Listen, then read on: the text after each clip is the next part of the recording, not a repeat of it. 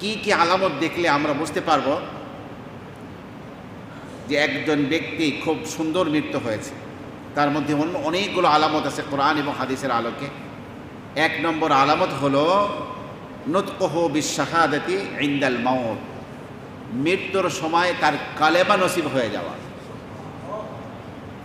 মৃত্যুর সময় কালেমা শরীফ পড়তে পড়তে, লা ইলাহা ইল্লাল্লাহ পড়তে পড়তে, লা ইলাহা ইল্লাল্লাহু মুহাম্মাদুর রাসূলুল্লাহ পড়তে পড়তে মৃত্যু হয়ে গেল। এই মৃত্যুটি অত্যন্ত সুন্দর মৃত্যু, এই কামনাই করা উচিত সবার। রাসূলুল্লাহ সাল্লাল্লাহু আলাইহি ওয়াসাল্লাম ইরশাদ করেছেন, আবু দাউদ শরীফের হাদিস, মান কানা আখিরু কালামিহি লা ইলাহা ইল্লাল্লাহ দাখালাল জান্নাহ, যার জীবনের শেষ কথাটি হবে লা ইলাহা ইল্লাল্লাহ, সে জান্নাতে প্রবেশ করবে। তাহলে এক নম্বর উত্তম মৃত্যুর আলামত কি? কালেমা শরীফ পড়ার শক্তি অর্জন করা, কালেমা শরীফ পড়তে পড়তে মৃত্যু হয়ে যাওয়া। এর প্রত্যেকটা জিনিস দিলের মধ্যে চাইতে হবে, আল্লাহ আমাদেরকে কালেমা শরীফ পড়তে পড়তে মৃত্যুবরণ করার তৌফিক দান করুন। আমার প্রিয় ভাইরা, দ্বিতীয় উত্তম মৃত্যুর আলামত হলো জুমার রাতে বা জুমার দিনে মৃত্যু হওয়া। বৃহস্পতিবার সূর্যাস্তের পর থেকে জুমার রাত শুরু হয়ে গেল, এই শুক্রবার সূর্য ডোবার আগ পর্যন্ত হলো জুমার দিন, আর বৃহস্পতিবার দিবাগত রাত হলো জুমার রাত। এই জুমার দিন বা জুমার রাতে যদি কারো মৃত্যু হয়ে যায়, বুঝতে হবে সেই মুসলমান বড় সৌভাগ্যশীল যে তার মৃত্যুটা সুন্দর হয়েছে। এ বিষয়ে আপনারা আমার নবী ইরশাদ করেছেন, মুসনাদে আহমদ তিরমিজি শরীফের হাদিস, মা মিন মুসলিমিন ইয়ামুতু ইয়াওমাল জুমআতি আও লাইলাতাল জুমআতি ইল্লা ওয়াকাহুল্লাহু মিন ফিতনাতিল কবর ওয়াকাহুল্লাহু ফিতনাতাল কবর। যেই মুসলমানের মৃত্যু জুমার দিন বা জুমার রাতে হবে, আল্লাহ পাক তাকে কবরের শাস্তি থেকে রেহাই দিয়ে দিবে। কমাস কম সর্বশেষ যে লোকটি মৃত্যুবরণ করবে পৃথিবীতে, সেই ব্যক্তি 40,000 বছর কবরের মাটিতে থাকবে, তারপরে কিয়ামত হবে। তো আপনার জুমার রাত্রে বা জুমার দিনে যদি মৃত্যু হয়ে যায়, এই 40,000 বছরের তার কোনো কবর আযাব হবে না। কত বড় নিয়ামত এটা! অর্থাৎ কারো যদি কোনো মুসলমান ব্যক্তির জুমার দিনে বা জুমার রাত্রে মৃত্যু হলে বুঝতে হবে তার মৃত্যুটা কি সুন্দর মৃত্যু হয়েছে, ভালো মৃত্যু হয়েছে।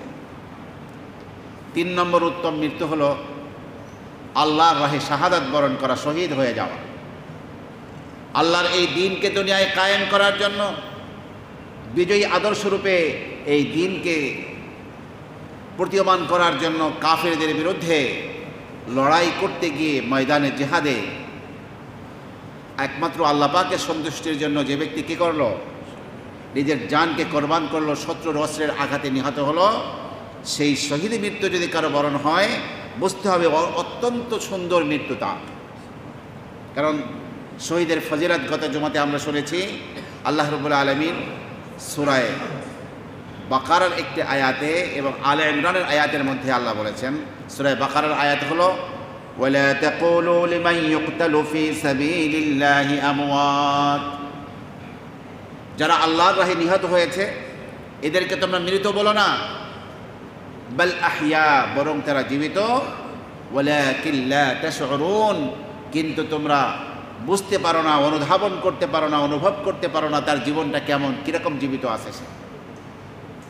আর সূরা আলে ইমরানের মধ্যে আল্লাহ বলছেন, ওয়ালা তাহসাবান্নাল্লাযীনা কুতিলু ফি সাবিলিল্লাহি আমওয়াতা, যারা আল্লাহর রাহে নিহত হয়েছে তোমরা তাদেরকে মৃত ধারণা করো না, বাল আহইয়া, বরং তারা জীবিত।